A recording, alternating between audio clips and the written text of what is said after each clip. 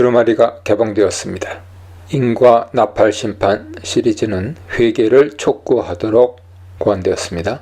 그러나 회개하지 않습니다.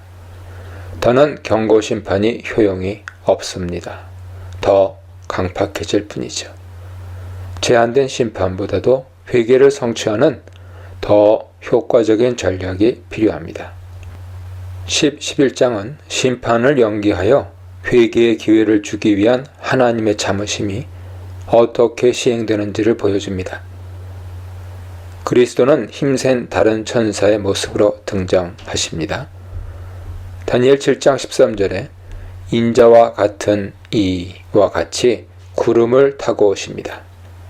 무지개와 해와 불기둥의 이미지는 노아 홍수와 광야에서 나타나는 신년 장면을 인용합니다. 언약에 신실하신 하나님이 그 백성을 보호하고 인도하는 이미지죠. 땅과 바다에 걸쳐서 서 있다. 하나님의 피조세계 전체에 대한 절대 주권을 상징합니다. 12장 18절에서 용, 사탄도 하나님을 패러디합니다. 손에 두루마리가 펴 놓인 것은 7인을 봉인 해제한 어린 양임을 시사하죠. 사악한 자를 심판하시는 메시아는 사자와 같이 호령합니다. 우리는 시편 29편의 인용입니다. 하나님은 시내산에서 토라를 우레소리로 선포하셨습니다. 온 세상의 왕으로 영원히 좌정하심을 열방에 알리셨습니다. 4절입니다. 요한에게 환상을 기록하지 말고 봉인하라고 명하십니다. 이것은 예정된 심판의 취소를 뜻하며 레위기 26장이 모델입니다. 우상 숭배자들에게 7종 재앙을 4번이나 반복하여 언급합니다.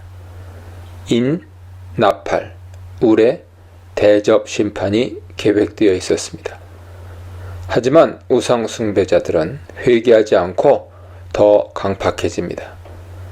추가적인 심판으로 회개케 할 수 없으니 취소한 것이죠. 5절로 7절입니다. 우레 심판이 취소되었습니다. 아모스 3장 7절 이하의 예언과는 정반대의 일이 일어났습니다. 요한은 의아하게 생각합니다. 그러면 열방을 주께로 돌아오게 하는 하나님의 계획이 취소되었는가? 그리스도는 요한의 염려와 의구심을 해소할 필요가 있었습니다. 6, 7절은 그리스도의 응답입니다. 하늘을 향하여 오른손을 드는 자세는 다니엘 12장 7절의 인용입니다. 신명기 32장 40절을 발전시킨 내용이죠. 신명기에서 하나님은 불경한 자들을 뱀과 독사의 분노로 심판하겠다고 맹세하십니다. 봉인은 취소가 아니라 성취될 때를 기다리는 포고문으로 비밀이 된 것입니다. 이는 회개할 기회를 주기 위함입니다. 더 이상 지체는 없습니다. 우레 심판이 취소되었다고 열방이 주께 돌아오게 하는 창조주 하나님의 계획이 지체되지 않습니다. 7절은 난해한 표현으로 가득 차 있습니다. 먼저 다니엘 12장에서 다니엘과 천사의 대화를 인용합니다. 이 예언이 성취되려면 얼마나 걸립니까? 예언이 인봉되어 다 이해할 수 없습니다. 그러나 반드시 성취됩니다. 그때 살고 있는 지혜로운 자에게는 모두 다 계시될 것입니다. 둘째, 7째 천사가 소리 내는 날은 오역입니다. 그 천사가 불려고 할 때에는 너무 문자적이죠. 비밀이 천사가 나팔 소리를 내기 이전에 성취된다고 이해합니다. 이 번역은 큰 환란의 마지막 단계를 최후의 짧은 시련의 시간으로 보게 합니다. 그래서 최선의 번역은 그가 소리를 내기 시작할 때입니다. 즉, 하나님의 비밀은 7째 천사가 그 나팔을 불기 시작할 때 완수될 것입니다. 절대적 미래에 대한 뉘앙스를 띠죠. 초점은 현 시대가 결국 언제 끝이 날 것인가입니다. 셋째, 비밀의 내용은 무엇일까요? 다니엘 12장 7절과 신명기 32장 40절의 이중 인용입니다. 하나님이 그 백성의 압제자들을 심판하시고 그 백성을 옳다고 인정하신다는 확신입니다. 하나님의 비밀의 성취는 더 이상 연기가 없다는 표현을 더 다듬어서 표현합니다. 모든 사람이 종말론으로 이어지는 역사적 시간의 의미를 다 꿰뚫어 알 수 없습니다. 비밀은 계시됩니다. 아모스 3장 7절 보세요. 다니엘은 알지 못했습니다. 천사는 요한에게 그 비밀을 계시하기 시작합니다. 이제 선포될 수 있습니다. 이제 아는 자에게는 비밀이 아닙니다. 듣지 않는 자에게는 비밀입니다. 로마서 16장 25, 26절 참조하세요. 천사는 요한에게 언제와 어떻게를 설명합니다. 언제입니까? 두루마리가 펼쳐졌습니다. 그리스도의 십자가와 부활로 시동을 걸고 작동하기 시작했습니다. 어떻게입니까? 예언은 신비적이고 아이러니한 방식으로 성취됩니다. 그리스도의 신비한 아이러니와 동일합니다. 교회가 박해를 받습니다. 비밀스러운 무기죠. 박해를 통해 박해자들에 대해 하나님은 승리를 쟁취하십니다. 십자가에 죽으면 면류관을 받습니다. 넷째, 그 종들에게 전하신 복음은 신구약의 증인들의 증언입니다. 복음은 신비롭고 예상하지 못한 방식으로 성취됩니다. 그러나 하나님은 영원부터 이런 방식으로 성취될 것을 계획하셨습니다. 8절로 11절입니다. 우레 심판을 취소한 이유는 효과적인 회개 전략이 아니기 때문입니다. 그렇다면 대안이 무엇일까요? 바로 복음의 신실한 증언입니다. 이 중요한 예언 사역에 요한이 부름을 받았습니다.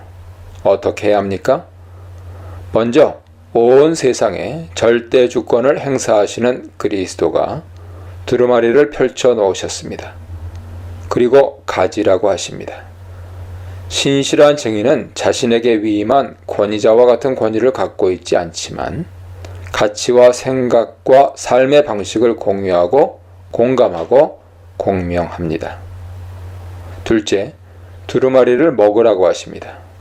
두루마리는 단맛과 쓴맛이 다 있습니다. 에스겔 2장 8절로 3장 3절 같이 예언적 의식을 불러일으킵니다. 선지자는 그 메시지를 오랫동안 기쁨으로 관상하지 않습니다. 대언의 즐거움은 잠시죠.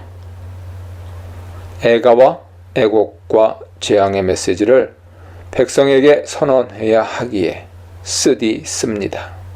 쓴맛은 이스라엘의 임박한 운명에 대한 근심 또는 회개하기를 거부함에 대한 분노의 반응입니다. 그리스도인은 심판의 메시지를 듣지 않는데도 외쳐야 하는 선지자적 비관주의와 씨름해야 합니다. 셋째로, 예언자로서 사명의 재위임이 필요합니다. 하늘 어전회의의 결정으로 하늘 보좌의 구성원이 합동하여 요한을 선지자로 위임합니다. 에스겔이 두루마리를 삼키고 예언적 사명을 받았습니다. 에스겔과 같이 요한도 두루마리를 먹은 후에 예언적 사명을 받습니다. 요한의 첫 번째 위임 명령은 교회를 향한 메신저 역할이었습니다. 이제 요한은 7 교회와 더불어 세상을 향한 두루마리 예언의 증인으로서 다시 위임 명령을 받습니다. 요한의 예언적 사명의 특징이 무엇입니까? 중요한 열쇠는 많은 백성과 나라와 방언과 임금이란 열방에 대한 사중 정형문에 있습니다. 요한계시록에 7번 등장하는데요. 매번 다른 배열을 합니다. 특히 오늘 본문 11절이 중요합니다. 통상적으로 민족이 들어가야 할 자리에 임금이 들어가 있습니다. 그 이유는 다니엘 7장 17절을 인용하기 때문이죠. 다니엘 7장은 짐승들의 세상 제국으로부터 인자와 같은 이에게 열방, 모든 백성과 민족과 방언에 대한 주권 이양을 선포합니다. 어떻게 주권 이양이 일어납니까? 요한의 초점이 여기 있습니다. 열방 정형문 사용 목적이 달라집니다. 10장 11절 이전에는 열방에서 교회로 모여드는 것에 초점을 맞추었습니다. 5장 9절, 7장 9절 보세요. 10장 11절 이후로는 교회가 어떻게 열방에 증언을 하는가에 초점을 맞추고 있습니다. 11장 9절, 13장 7절, 14장 6절, 17장 15절 보세요. 죽기까지 복음의 신실한 증인으로 증언함으로써 열방이 주께로 돌아옵니다. 그 본보기를 11장에 두 증인이 보여줍니다. 이 문단에서는 심판과 구원을 전할 사자, 교회의 복음 증거의 사명, 죽음이 기다려도 전할 메시지에 대해 묵상해 보시기 바랍니다. 11장 1절로 13절은 12장부터 14장의 두루마리 계시의 축소판입니다. 두루마리의 핵심적이고 본질적인 메시지가 가장 분명히 여기서 제시되죠. 이런 견해는 이 단락을 요한의 나머지 환상들과는 뚜렷하게 구별되는 형식상의 독특성으로 설명될 수 있습니다. 에스겔 3장을 인용한 11장 1, 2절은 계시록에서 유일한 상징적 행동으로 예언합니다. 에스겔 4장과 다니엘 11장을 인용한 11장 3절로 13절은 환상이나 환상 해석이 아닌 이야기식 예언으로 비유를 통한 해석입니다. 1, 2절입니다. 요한은 다니엘의 예언에서 닫힌 채로 남아있는 3년 반 기간의 중요한 의의와 사건들에 대해 자신의 계시를 시작합니다. 다니엘은 얼마나 오래? 라고 묻고 세마포 입은 자는 한때, 두때, 반때라고 대답합니다. 다니엘 12장 6절 이하를 보면 이때 성도의 권세가 무너지죠. 예루살렘 성전과 도성이 이방인에게 짓밟히는 시간이 도래합니다. 교회가 핍박을 받는 시기죠. 성전이 두 가지 공간으로 구분됩니다. 성전의 성소 내부는 측량하고 성전 바깥마당은 측량하지 말라고 합니다. 이방인에게 내어준 구역은 성전 건물이 아닌 성전뜰인데 성전뜰은 이방인들이 번제단을 제거하고 멸망에 가증한 것을 세워서 더럽혔기 때문입니다. 에스겔 20장 7절 이하에 멸망에 가증한 것을 내어버림은 주께서 주인들을 그의 존전에서 쫓아내시는 것과 같은 뜻입니다. 성전 내부와 분향단은 보호를 받지만 번제단을 비롯한 성소 외부는 핍박에 직면합니다. 무슨 뜻일까요? 문자적으로 읽으면 오해할 수밖에 없습니다. 상징적인 의미가 있는 것이죠. 교회가 영적으로는 안전하게 보존되지만 육신적으로는 핍박과 순교를 당하는 고난을 겪을 것입니다. 11장 1, 2절은 11장 3절로 13절을 도입하기 위한 부대 설정입니다. 하나님이 제국의 세력을 통해 성도의 권세를 산산이 부숴버리십니다. 그 의도는 열방을 주께로 돌아오게 하기 위함입니다. 3절로 6절입니다. 두 증인의 이야기는 일종의 비유입니다. 두 개별적인 선지자들은 교회가 종말의 부름을 받은 예언적 증언을 대변하죠. 역사상의 교회 전체가 세계 역사의 최후 기간인 1260일 동안 받은 소명입니다. 이 두 증인은 온 땅의 주 앞에 서 있는 두 촛대와 동일합니다. 스가랴 4장 보세요. 왜 7 촛대를 2개로 축소할까요? 7 교회 중에 서머나와 빌라델비아 두 교회가 신실한 증언을 하는 교회입니다. 구약의 배경은 시편 97편 5절, 스가랴 4장 4절입니다. 시편 96편에서 100편은 열방의 귀의를 노래합니다. 계시록에 중요한 영감을 주는 시편이죠. 그중 97편은 하나님 나라와 결부되어 있습니다. 스가랴 4장에서 7 촛대는 7 눈입니다.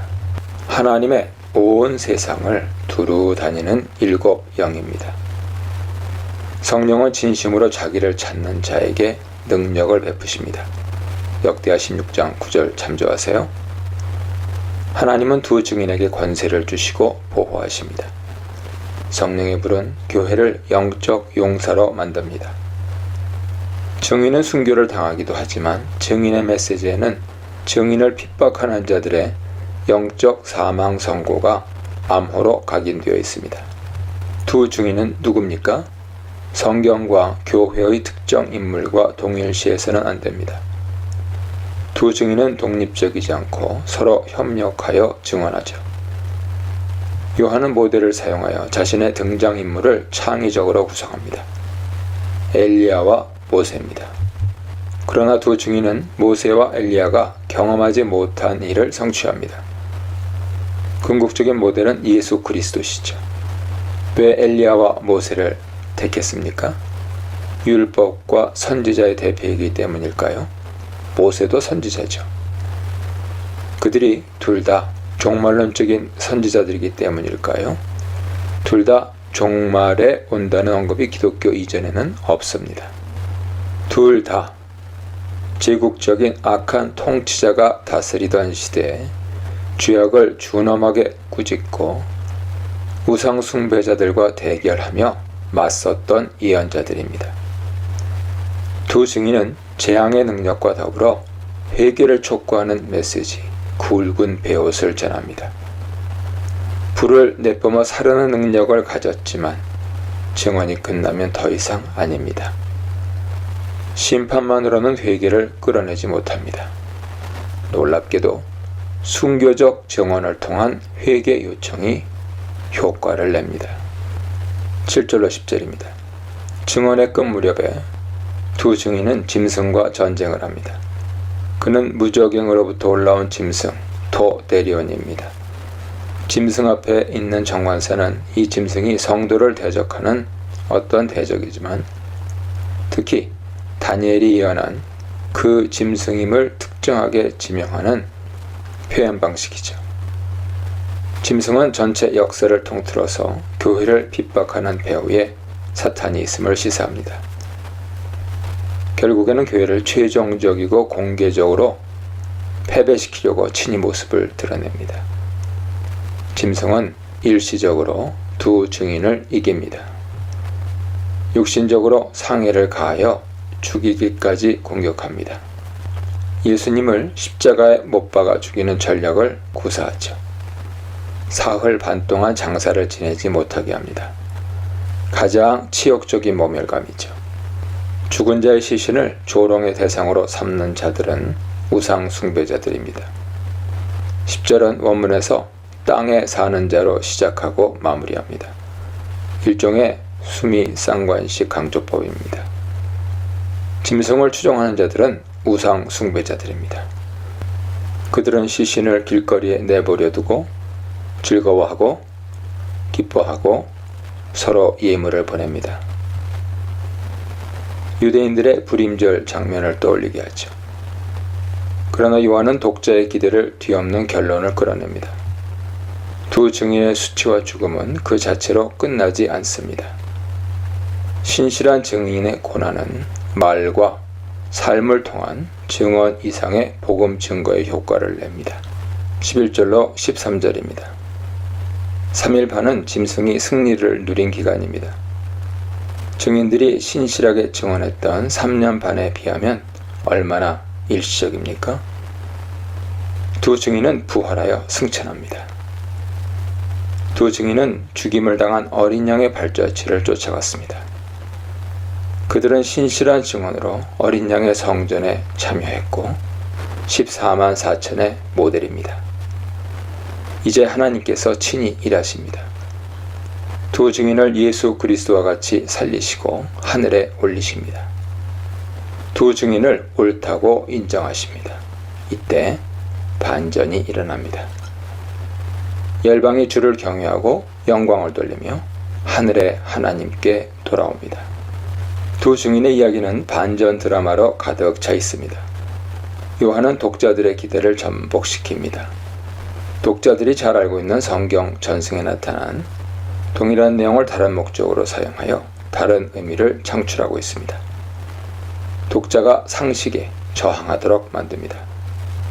첫째로, 두 증인은 엘리야와 모세를 넘어서는 증언의 결과를 도출합니다. 열방이 주께로 돌아옵니다. 둘째로, 두 증인의 죽음에 우상 숭배자들은 마치 유대인의 불임절 축제를 연상시키는 반응을 보입니다. 에스더에서 하나님 백성의 승리는 대적의 도륙을 포함하죠. 요한계시록에서 하나님 백성의 도륙은 대적들의 귀의를 인도합니다.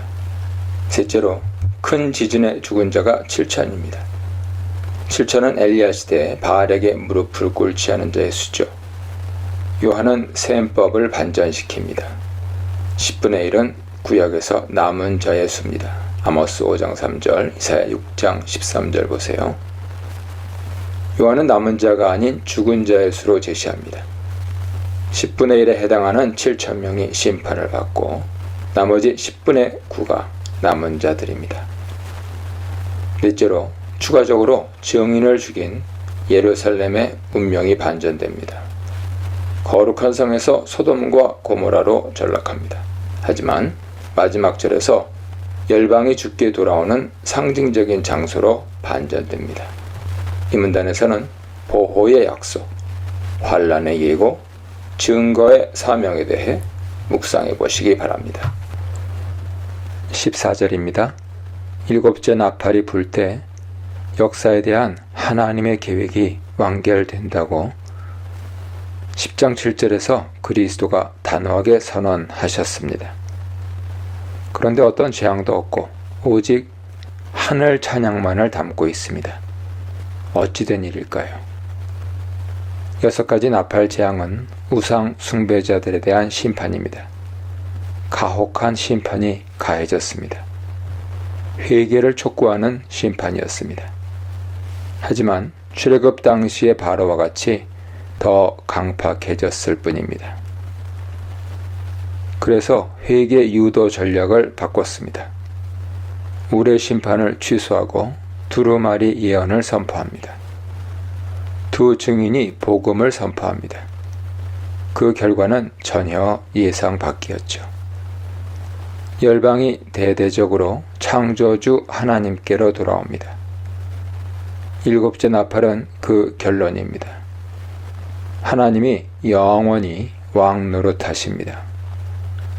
하나님이 왕이십니다. 하나님 나라가 이 땅에 확립되어 갑니다. 사실 찬양에는 심판과 구속의 행위가 기술되어 있습니다. 하나의 노래가 환상이 될 수 있으며 하나의 화도 나팔의 내용을 묘사할 수 있습니다. 짐승과 우상 숭배자들에게 하나님 나라의 확립은 다른 어떤 나팔 재앙보다도 가혹한 재앙입니다. 15절입니다. 예수님의 십자가 죽음과 부활과 승천을 통해 하나님 나라의 무대 설정은 완전히 갖춰졌습니다. 어린 양이 교회에 하나님의 일곱 눈이자 일곱 영이신 성령을 보내셨습니다. 복음 증거의 권세를 주셨습니다. 신실한 증인들의 순교적 증언으로 열방에 복음이 전파되었습니다. 주 예수를 믿는 자들이 하나님께로 돌아오기 시작합니다. 하나님 나라는 시동을 걸어 행진하고 있는 중입니다.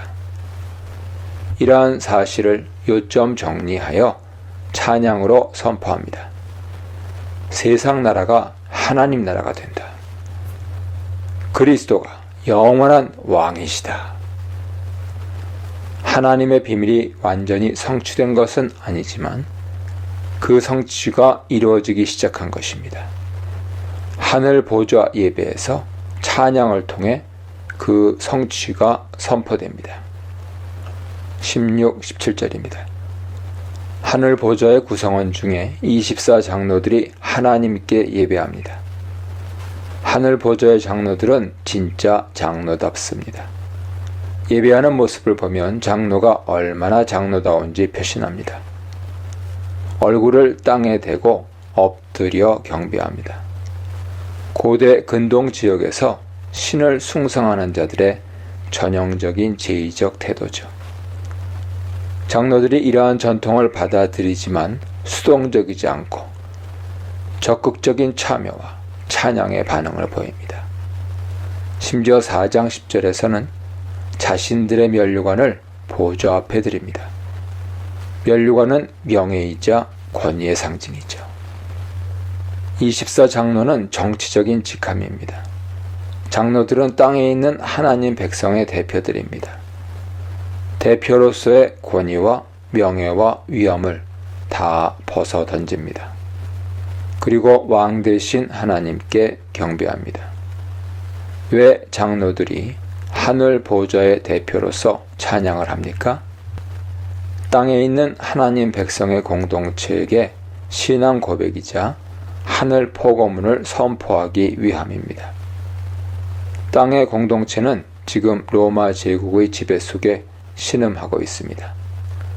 로마 황제를 신으로 숭상하는 움직임이 자발적이고 적극적으로 펼쳐지고 있습니다. 세상의 제국인 로마가 이제 하나님 나라가 됩니다.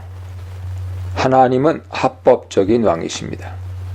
그런데 사탄이 세상에서 왕위를 찬탈했습니다.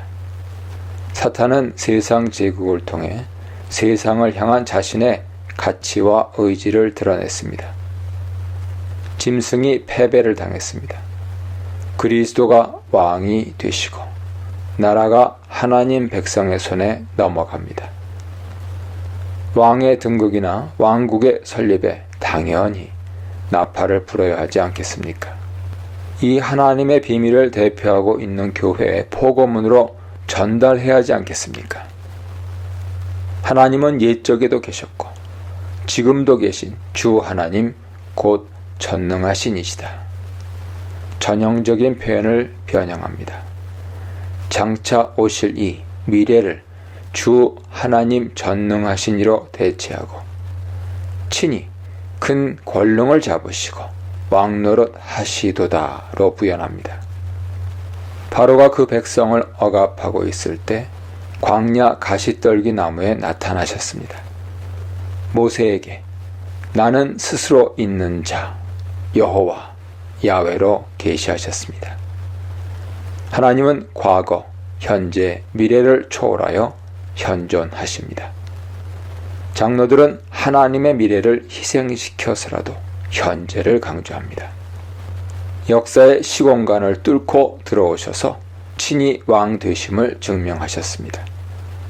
예수 그리스도의 죽음과 부활은 그 증거죠. 신실한 증인들도 어린 양을 따라서 그렇게 하십니다. 이는 사탄에 대한 패러디죠. 사탄은 전에도 있었고 장차 올 자지만 현재는 없습니다. 사탄의 결정적인 취약점을 파고듭니다. 하나님의 전능하심과 영원하심을 패러디를 통해 강조합니다. 누가 진짜 왕입니까? 누가 세상을 통치하기에 합당하십니까? 로마 황제는 모조품입니다. 하늘 보좌 예배는 지극히 정치적입니다. 당시 로마 황제가 이 찬양을 들었다면 어떻게 반응했을까요? 어린 양을 경배할까요? 짐승을 숭배할까요? 종교적인 질문이 아니라 정치적인 질문입니다. 로마 제국 치하의 교회가 하나님을 왕으로 인정합니다. 국가에 대해서는 매국노, 배신자가 될 수 있습니다. 예배는 잘못된 정치에 대해 하나님 나라의 시각으로 답을 해야 합니다. 18절입니다. 17절에서 하나님의 통치가 시작되자 이방인들이 분노합니다. 하나의 대차 대조 기법으로 성도의 보상을 강조합니다. 하나님의 행위는 이방의 진노와 심판, 성도의 보상, 땅을 망하게 하는 자들의 멸망 구조로 구성됩니다. 신실한 증인에게 주실 상급 미스도스가 강조되고 있습니다. 악한 자들의 심판을 통해 성도가 옳다고 인정받음을 강조하는 구조죠. 신실한 증인들은 그리스도가 왕이시다라고 하나님 나라를 선포했습니다. 열방은 분노로 반응합니다. 하나님은 열방의 분노에 심판으로 대응하십니다. 증언은 심판의 시작이죠. 죽은 자들은 땅을 황폐하게 하는 자들입니다. 황폐하게 하는 자들은 황폐하게 됩니다. 노아 홍수는 땅을 황폐하게 한 자들에 대한 심판입니다. 창조 세계에서 하나님의 안식을 파괴한 자들이죠. 땅은 하나님 것입니다. 레위기 25장 23절 보세요. 제국은 땅을 사고 파는 상품으로 만듭니다. 제국은 끊임없는 생산과 소비를 통해 적출과 축적을 합니다. 안식일과 안식년과 희년제도는 땅과 사람을 위한 규범입니다. 제국은 이를 통째로 무시합니다. 이세벨의 가르침입니다. 아합 집안처럼 황폐하게 됩니다. 바벨탑과 같은 제국을 건설하고 땅을 황폐하게 한 세상의 모든 정치 집단은 하나님이 친히 심판하여 황폐하게 만드십니다. 땅은 하나님의 것이기 때문입니다. 그래서 피조 세계를 악의 위협에서 구원하십니다. 그리고 피조 세계는 하나님의 영광이 거하는 장소가 됩니다. 19절입니다. 하늘 성전의 언약궤가 보입니다. 땅의 성막은 하늘 성전의 그림자죠. 하늘과 땅은 실제와 그림자로 상응합니다. 하늘 성전에 있는 하나님의 언약궤는 하나님이 그 백성 가운데 거하심을 상징합니다. 성전의 언약궤는 바벨론 포로 기간에 사라졌습니다. 유대 전성은 언약궤가 돌아온다고 기대합니다. 성경은 문자적인 기대를 하지 않습니다. 오히려 하나님이 그 백성 가운데 거하심을 기대합니다. 마태는 임마누엘로, 요한은 성육신으로 이해합니다. 하나님 나라가 이루어지면 하나님이 그 백성 가운데 현존하십니다. 이 개념은 11장 19절에서 시작되어 21장 3절에 새 하늘과 새 땅, 21장 33절에 새 예루살렘에서 반복 확대됩니다. 하늘의 언약궤의 등장은 하늘에서와 같이 땅에서도 이루어지기를 기다림을 상징합니다. 번개와 음성들과 우레와 지진과 큰 우박은 신령과 동시에 심판의 마지막 행동을 시사하는 정형문입니다. 기어이 완성될 하나님 나라, 반드시 증명될 하나님의 주권, 분명히 드러날 구원과 심판에 대해 묵상해 보시기 바랍니다.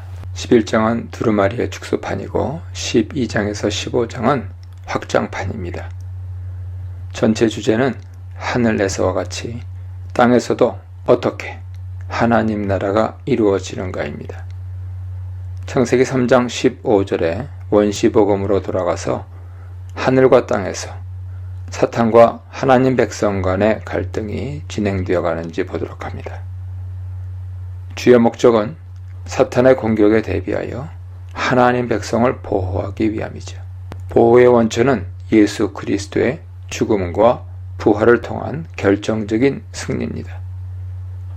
그에도 불구하고 신자는 신실한 증인의 삶을 견고히 고수하도록 격려합니다. 12장은 1장에서 11장 사이에 발전시켜왔던 주제, 교회와 제국 사이의 갈등을 더 심도 있고 상세하게 다룹니다. 사탄 자체가 제국적인 악의 근원이죠.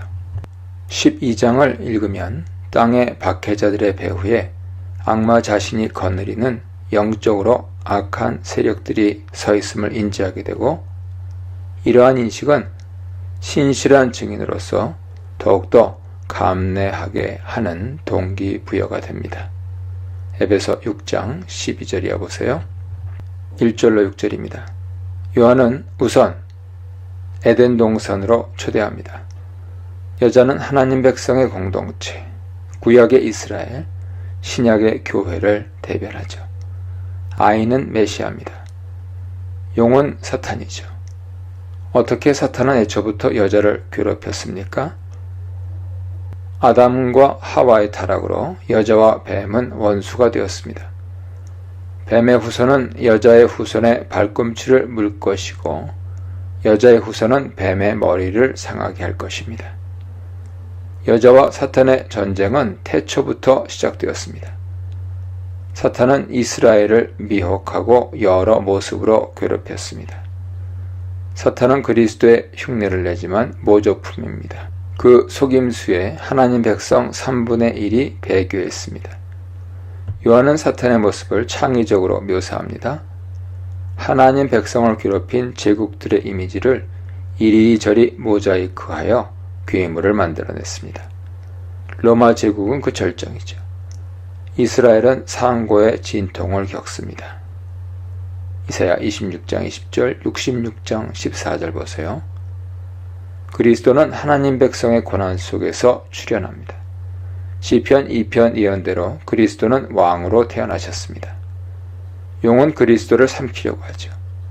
로마 제국의 정치범으로 십자가에 죽었지만 그리스도는 부활하여 하나님 보좌 우편에 좌정하십니다. 그리고 하나님 나라를 다스리기 시작하십니다. 하지만 사탄은 메시아 공동체인 교회를 핍박합니다. 이것이 교회가 겪고 있는 현실이죠. 그러나 하나님은 교회를 광야로 이끄셔서 1260일 동안 보호하고 양육하십니다. 교회는 하늘에 있지 않고 땅에 있습니다. 하늘로 도피하지 않고 신실한 증언을 통해 사탄의 통치에 저항합니다. 이것이 교회의 운명입니다. 성경 전승에서 광야는 하나님 인도하시고 현존하시고 원수의 목전에서 식탁을 베푸시는 곳이죠. 시편 23편 78편 보세요.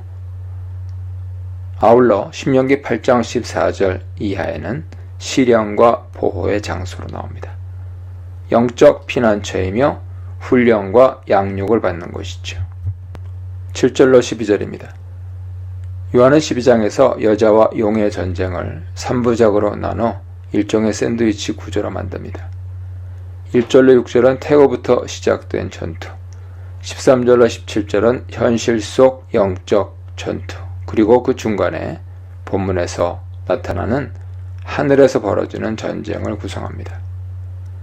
13절로 17절은 사탄과의 전쟁의 핵심적 해석이며 신학적 근거를 제시합니다. 그리스도의 십자가와 부활에 상응하는 사건이 하늘에서도 벌어지죠. 미가엘과 용의 전투입니다. 용이 치명적인 패배를 당합니다.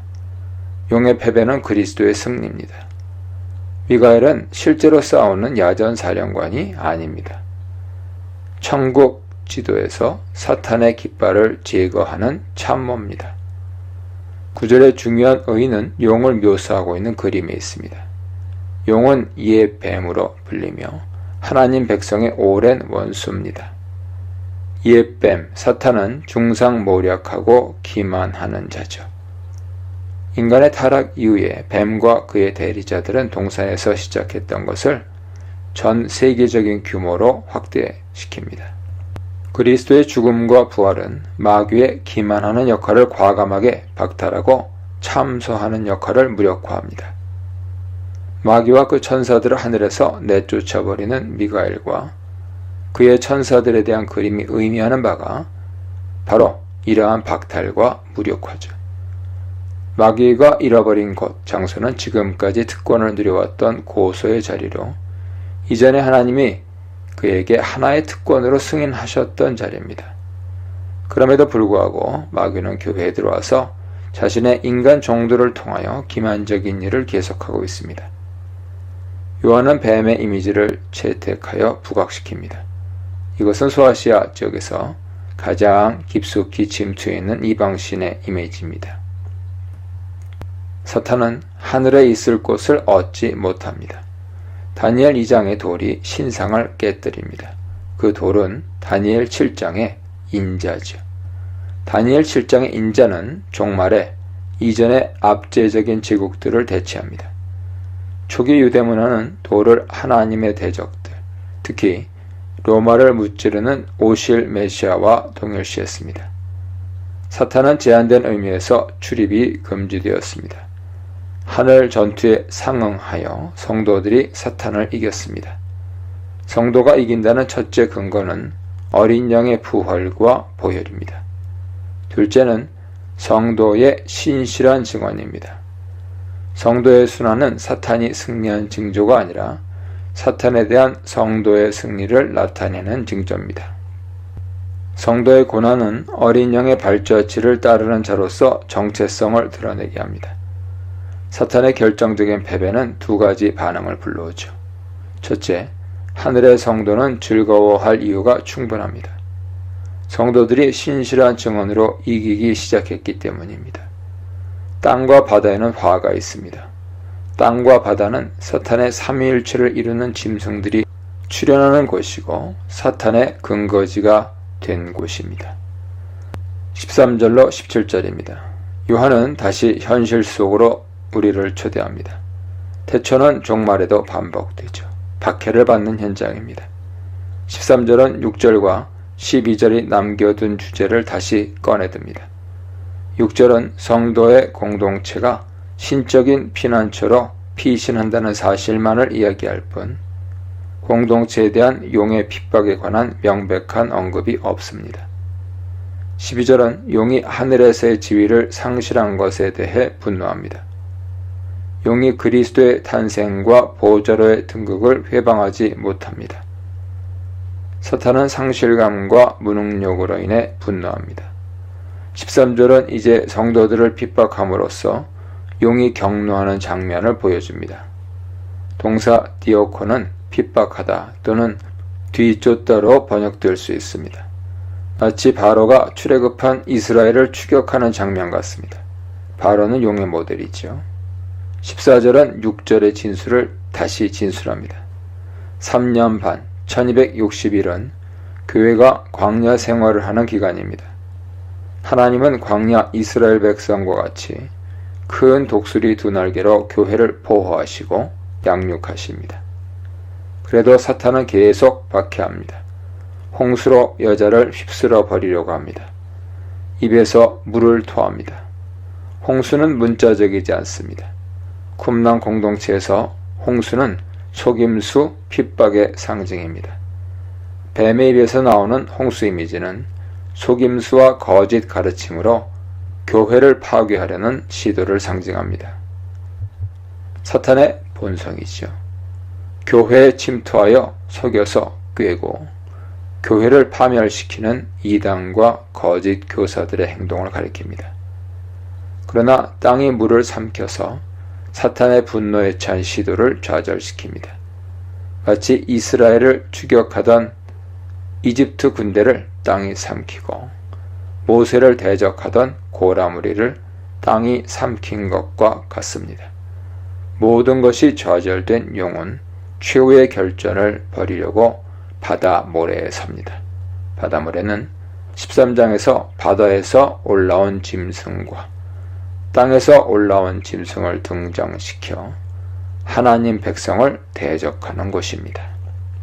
I, 예수님을 품은 영광스런 여인 교회, 하나님의 주권을 모방한 용 사탄, 여인 교회를 보호하시는 하나님, 교회의 승리로 나타날 나라에 대해 묵상해 보시기 바랍니다. 바다짐승과 땅짐승은 욥기 40장, 41장에 등장하는 두 짐승 베헤못과 리워야단이 모델입니다. 유대 전승에 따르면 다섯째 날에 창조되었죠. 짐승은 역사 이전에 하늘에서 결정적으로 패배했습니다. 계속 패배하지만 낮은 자세로 계속 미혹합니다. 사탄은 패배했으나 재기하여 핍박할 수 있는 능력을 갖고 있으며 자신의 계획을 능동적으로 수행합니다. 하늘 보좌에서의 참석권은 박탈을 당했으나 계속하여 핍박하고 미혹합니다. 1, 2절입니다. 첫째 짐승은 용, 사탄의 아바타입니다. 용의 모습과 똑같습니다. 7머리에 10뿔과 10왕관은 다니엘 7장의 짐승들을 창의적으로 작업하여 하나의 괴물로 만든 것입니다. 특히 마지막 짐승을 염두에 두고 있습니다. 다니엘 7장 8절 보세요. 그 짐승은 로마 제국입니다. 짐승은 용에게서 권세를 받았습니다. 랍비 전승에서는 홍해의 유일한 생존자 바로가 아수르와 바벨론 왕으로, 안티오쿠스 에피파네스 4세로, 티투스와 도미티아누스 황제로 다시 나타났으며 세상 끝날까지 1000가지의 이름으로 등장한다고 봅니다. 요한의 시대 로마 황제가 첫째 짐승이죠. 이후 역사에서 용은 정치 지도자를 통해 자신의 통치를 구현합니다. 왜 정치 지도자를 짐승의 이미지로 표현합니까? 하나님이 위임한 권세를 왜곡하여 사용하는 정치 지도자는 짐승입니다. 인간보다 더 낮은 수준으로 떨어졌기 때문이죠. 짐승은 아무리 치장해도 괴물입니다. 그들이 과장과 거짓 주장을 한다는 것을 보여주는 일종의 패러디죠. 그는 어린 양을 흉내내는 모조품입니다. 왕과는 어린 양의 면류관에 비해 허술하고 괴상하기 짝이 없습니다. 이것이 로마 제국이 행하는 짓이죠. 3, 4절입니다. 짐승의 7머리 중에 하나가 죽었다가 다시 살아났습니다. 온 땅이 경탄을 자아내며 짐승을 숭배합니다. 짐승은 사탄에게 권세를 받았습니다. 아무와도 비견할 수 없는 위엄과 명성을 얻습니다. 로마 제국은 네로 황제의 자살로 위기에 직면합니다. 아우구스투스로부터 이어오던 율리우스 클라우디우스 가문이 몰락합니다. 4명의 단명 황제가 등극했다가 사라지고 내전 위기에 봉착합니다. 위기 상황에서 풍문까지 돌기 시작했습니다. 네로가 죽지 않았고 동방으로 탈출했으며 곧 당대 로마의 가장 강력한 적이었던 파르티아 제국을 동원하여 다시 로마로 공격하러 올 것이라는 풍문이었습니다. 네로의 환생설로 로마 전국은 뒤숭숭했죠. 그런데 유대를 멸망시킨 베스파시아누스가 황제로 등극하면서 플라비우스 가문 시대를 열었습니다. 도미티아누스의 시대에 이르러 로마는 네로 통치가 남긴 정치적 상처를 극복하고 강대한 제국을 건설합니다. 무소불위와 불퇴전의 명성으로 주변 국가와 부속민들을 전율하게 만들었습니다. 누가 이 짐승과 같으냐? 누가 능히 이와 더불어 싸우리요? 특히 유대는 로마에 대항하여 회복할 수 없는 상처를 입었습니다. 로마 판테온에 세워진 티투스의 개선문, 유대 전쟁에서 얻은 전리품과 유대 노예의 노동력으로 건설한 콜로세움은 이런 찬사와 공포를 자아내기에 충분했습니다. 도미티아누스가 아우구스투스를 이어서 숭배의 대상이 됩니다. 소아시아 지방 정부에서 자발적으로 황제 숭배를 주도하기 시작했습니다. 이것은 예수 그리스도의 십자가 죽음과 부활의 패러디죠. 용과 짐승은 권위가 제한적이라는 사실을 속임수로 감춥니다. 짐승의 권세도 상처를 입습니다. 예수님의 십자가와 부활에서 치명적인 상처를 입었습니다. 성도가 핍박이나 거짓이나 유혹에 맞서서 성령의 검인 말씀으로 견뎌낼 때는 언제든지 사탄과 그 대리 통치자들은 계속해서 패배당합니다. 5절로 8절입니다. 신성 모독하는 입술은 부여받은 권위가 무엇인지를 상징합니다. 짐승은 오만하기 짝이 없죠. 신성 모독하는 말은 거짓과 유혹의 근거입니다. 자기 신성화를 통해 하나님을 대항하는 말을 내뱉습니다. 베스파시아누스와 티투스 황제는 유대와 전쟁을 벌이고 예루살렘 성전을 멸망시킵니다. 이미 하나님 명예를 훼손한 자들이죠. 첫째 짐승은 속임수로 교회를 타락시키려는 용의 의지를 실행합니다. 42달은 짐승이 하나님의 백성을 짓밟는 기간이면서 하나님의 백성이 보호받는 기간입니다. 계시록에서 요한이 고수하는 분명한 원칙이 있습니다. 때와 시는 하나님이 정하신다는 사실입니다. 사탄과 첫째 짐승인 정치 지도자는 하나님 나라를 대적하는 자신들의 활동 기간이 단지 3년 반만으로 제한되기를 원치 않을 것입니다. 이런 점에서 짐승이 사탄에게서 권세를 받지만 모든 권세의 근원은 하나님이십니다. 짐승이 숭배를 받지만 그 자체가 모조품입니다. 짐승이 성도를 이깁니다. 그러나 이는 어린 양의 최후 승리를 아이러니하게 패러디할 뿐이죠. 짐승이 성도를 이기고 우주적인 숭배를 쟁취하는 권세는 궁극적으로 하나님으로부터 온 것입니다. 그 하나님은 어린 양에게 권세를 주셔서 짐승에게 승리를 거두시고 짐승이 모조품임을 온 천하에 폭로하실 것입니다. 짐승의 권세와 숭배는 어린 양에 다가오는 승리의 전주곡일 뿐이죠. 요한의 패러디를 사실로 받아들이면 짐승은 두려움의 대상이 됩니다. 성도는 지금 정치 세력에 단합당합니다. 하지만 궁극적으로 성도가 이기는 자가 될 것입니다. 어린 양과 더불어 영원히 다스릴 것입니다. 성도에게 다스림은 섬김이요 예배입니다. 오늘날 성도에게 가장 필요한 것은 누가 진정으로 경배의 대상인지를 구분하는 분별력이죠. 정치 지도자의 배후에서 조종하고 활동하는 사탄의 정체를 볼 수 있는 통찰력이 필요합니다. 어린 양의 생명책이 왜 언급되어 있을까요? 요한계시록의 이미지가 주는 메시지는 명백합니다. 짐승을 숭배하지 말라는 것이죠. 짐승에게 감탄하면 그를 숭배하게 됩니다. 짐승을 숭배하는 것은 인간에게 보편적입니다. 그래서 요한은 어린 양의 생명책을 언급하여 그런 욕구를 억제시키고 있는 것입니다. 일종의 협박성 경고인 셈이죠. 초점은 예정론에 있지 않습니다. 이해할 수 없는 구원의 신비를 말하는 문학적인 표현 방식이죠. 요지는 짐승을 숭배하는 자들, 즉 땅에 거하는 자들은 이름이 생명책에 기록되지 않았음을 스스로 증명한다는 것입니다. 90절입니다. 들을 귀 있는 자는 들으라는 명령은 우리에게 분별력을 촉구합니다. 듣지 않는 우상 숭배자들은 더욱 마음이 강팍해질 것입니다.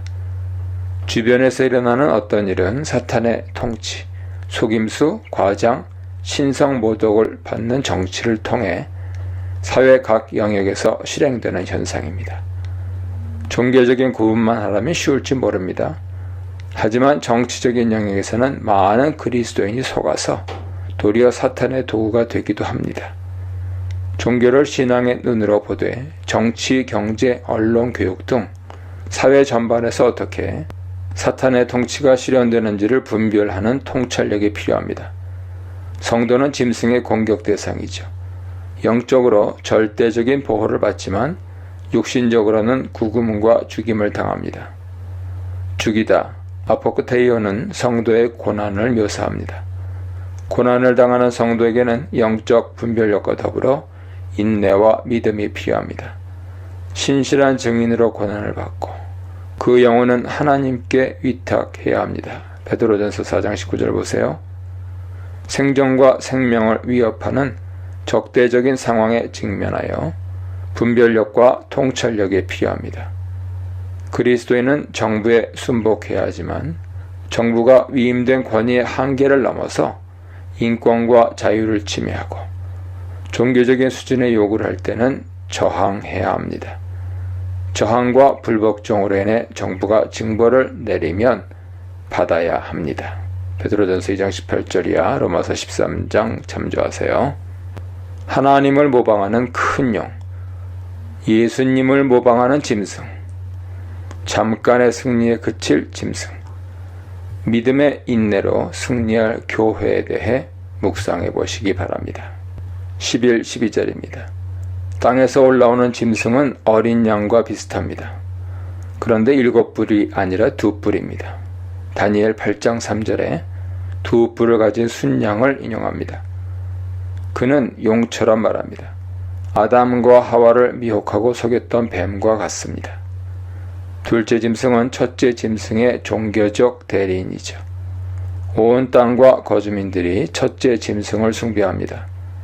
피조세계 전체가 짐승의 속박 아래 있고 영향을 받고 있습니다. 둘째 짐승은 기적을 행합니다. 사탄과 같이 속이는 자죠. 기적은 짐승의 형상을 만들고 있는 지상의 거주민들을 설득하기 위해 속이는 도구입니다. 분별력이 있는 그리스도인에게 이 짐승은 저항해야 할 어떤 숭배의 대상입니다. 기독교의 이름으로 정치 지도자를 숭배하게 만드는 자들의 원조죠. 발람과 이세벨 같은 거짓 선지자입니다. 기독교 울타리 안에서 공공연히 활동합니다. 종교를 하나님의 공의와 정의에 반대되는 것을 지지하거나 결탁하는 수단으로 전락시킵니다. 특정 이데올로기와 기독교를 동일시합니다. 경계가 필요합니다. 광범위하게 지지되고 있는 이념은 명백하고 상식적이며 정상적이라고 생각하도록 만듭니다. 특히 권력을 소유하고 있거나 보유하기를 원하는 소집단의 강력한 기득권을 감싸주거나 두둔할 때 더욱 그렇습니다. 둘째 짐승의 임무는 평범한 사람이 첫째 짐승의 말과 활동을 정상적이며 훌륭하다고 보도록 설득합니다. 이에 대항하는 행동과 의견은 반사회적이며 거부해야 할 대상으로 간주합니다. 요한은 첫째 짐승의 지배 과정에서 감추고 있던 정체를 폭로합니다. 13절로 15절입니다. 둘째 짐승은 일반적인 종교 지도자가 아닙니다. 이들의 활동은 기적과 미혹과 종교적 탄압으로 요약됩니다. 먼저 그는 큰 이적을 행합니다. 마태복음 24장 24절 보세요. 엘리야의 권능을 흉내낼 수도 있습니다. 이집트의 바로 앞에서 모세의 이적을 모방하여 재현한 애굽 술사들과 같습니다. 정치 지도자에게서 권위를 위임받습니다. 원래는 사탄이 준 권세죠. 우상을 만들어 우상에게 생기를 부여하며 다양한 마술적 기교로 숭배자들을 현혹합니다. 실제 그리스 로마 시대에는 다양한 마술 행위가 넘쳐났으며 유대주의에서도 마술이 통용되었습니다. 복화술로 말 못하는 우상이 살아있는 것처럼 말을 하게 만들기도 했습니다. 실제로 초자연적인 능력을 성령의 이름으로 보여온 종교 지도자들이 많습니다. 인생 기적을 거둔 기독교 지도자들도 많습니다. 교회는 외부의 미혹을 경계해야 합니다. 국가의 충성, 지역주의의 헌신, 특정한 공공사업에 이바지하는 것이 신앙보다 우선이라고 주장하며 강요한다면 우상숭배입니다. 신사참배를 강요한 일본 군국주의나 나치즘이 그런 예죠. 교회를 국가에 종속시키려는 시도들이 우상숭배입니다. 그러나 더 경계해야 할 대상은 교회 내부에서 활동하는 거짓 선지자와 사도들입니다. 그들은 하나님 나라의 가치를 풍요와 번영이란 바알의 가치로 변질시킵니다. 세상의 지배적인 가치와 행동 방식과 타협하도록 미혹합니다. 단군 신상에 알레르기 반응을 보이던 기독교 세력이 특정 정치인 동상에 침묵하고 용인하고 장려합니다. 그것은 진리를 가장한 유사 종교이며 이단적인 교훈입니다. 짐승은 미혹합니다. 미혹은 사탄의 주특기죠. 에덴부터 지금까지 그 버릇을 고친 적이 없습니다. 사탄은 이적을 행함으로 자신들의 권위에 확신을 줍니다. 13절에 이르기를은 단순한 말이 아니라 지시하고 명령하고 요구한다는 뜻입니다. 묵묵히 따르게 만듭니다. 미혹의 목표는 우상숭배입니다. 첫째 짐승은 죽었다가 살아났습니다. 이것은 어린 양 예수님의 십자가 부활을 패러디한 것입니다. 치명적인 정치적 죽음을 극복하고 다시 살아나서 숭배의 대상이 됩니다. 그는 교회에게 우상을 만들도록 부추깁니다. 칼에 상하였다가 살아난 짐승을 위하여 우상을 만들라. 참남함이 있는 곳은 어디든지 우상 숭배가 있습니다. 요한 시대에는 로마 황제 숭배가 있었습니다. 어느 시대든지 하나님의 진리를 대체하는 것은 다 우상 숭배에 해당합니다. 돈도 사람도 우상이 될 수 있습니다. 안식에 역주행하는 생산, 소비주의도 우상입니다. 이단 교주들도 우상입니다. 짐승은 통제합니다. 외부 세력이 진정한 교회에 고난을 주는 것은 종교 탄압과 핍박이죠. 기독교 내부에서 저항하는 자들의 입에 재갈을 물리는 것은 통제와 억압입니다. 제국은 다른 목소리를 허용하지 않습니다. 바벨탑의 망령은 시대마다 나타나죠. 한 언어와 생각만이 건전하다는 주장을 합니다. 다양성을 인정하지 않으며 건설적인 의견도 이단이나 불순 세력으로 매도하여 죽입니다. 제국은 온실이나 인큐베이터를 좋아하지만 광야는 좋아하지 않습니다. 광야에 외치는 소리는 거북하고 불편하여 침묵시킵니다. 짐승의 우상에게 경배하지 아니하는 자는 몇이든지 다 죽이게 하더라는 의미가 그것입니다. 육신의 죽음이 아니라 신앙적인 고난이죠. 어떻게 저항할까요? 다니엘과 세 친구가 가장 좋은 본보기입니다. 교회는 불 가운데 들어가서 견인되어야 합니다. 16절로 18절입니다. 666은 무엇입니까? 666의 의미를 푸는 열쇠는 계시록의 본문과 당시 사회 정치적 맥락에서 찾아야 합니다. 세 가지 연속적인 심판의 여섯째 심판은 우상 숭배자들이 받는 심판입니다. 우상 숭배와 관련이 있죠. 요한계시록 12, 13장에서 666은 용과 첫째 짐승과 둘째 짐승의 삼위일체입니다. 6은 불완전수죠. 7은 완전수입니다. 8은 새 창조의 수입니다. 666은 사탄의 삼위일체를, 777은 하나님의 삼위일체를, 888은 그리스도를 뜻합니다. 요한이 독자들의 공감을 일으킬 수 있도록 하는 문학 기법 중 하나가 수비하기입니다. 네로의 이름을 히브리어로 음역하여 숫자로 환산하면 666입니다. 로마에 퍼진 네로의 환생설을 유효적절하게 이용하고 있죠. 마지막으로 본문 안에서 666의 의미를 명확하게 말하고 있습니다. 666만 놓고 묵상하면 오해의 늪에 빠집니다. 666과 더불어 144를 봐야 합니다. 666은 인간의 수요, 짐승의 수입니다. 144는 새 예루살렘의 수입니다. 사람의 측량, 곧 천사의 측량입니다.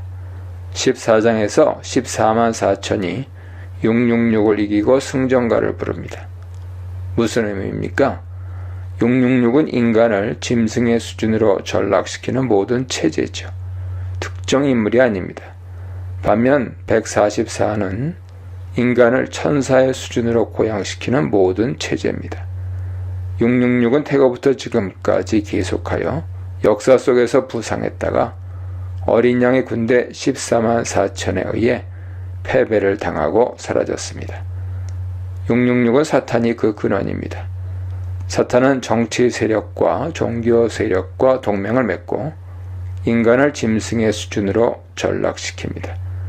사탄은 지금도 역사하지만 하나님은 어린 양을 통해 인간을 천사의 수준으로 고양시켜서 왕 같은 제사장으로 만드십니다. 하나님의 형상으로 지음받은 사람을 짐승의 수준으로 전락시키는 자는 666표를 받은 자들이죠. 지혜와 총명은 분별력과 통찰력입니다. 13장 요지는 무엇입니까? 용이 앞장 세운 짐승의 정체를 분별하고 저항하라는 것입니다. 주변 사회를 지배하고 막강한 영향력을 발휘하는 짐승의 체제에 저항하고 대안을 만들어 가기 위해 상상력을 가지고 살라는 것입니다. 예배는 정치입니다. 예배는 현실에 대한 분별력을 하늘 시각에서 갖도록 만듭니다. 두려워하지 말고 죽음의 전조가 들이온다 해도 저항하라는 메시지입니다. 배제와 소외로 핍박하는 순응하라는 사회적 압박을 성도는 저항하라는 메시지로 맞서야 합니다. 이 문단에서는 삼위 하나님을 모방하는 악의 삼위일체, 성령을 모방하는 둘째 짐승, 밥줄로 위협하는 둘째 짐승에 대해 묵상해 보시기 바랍니다.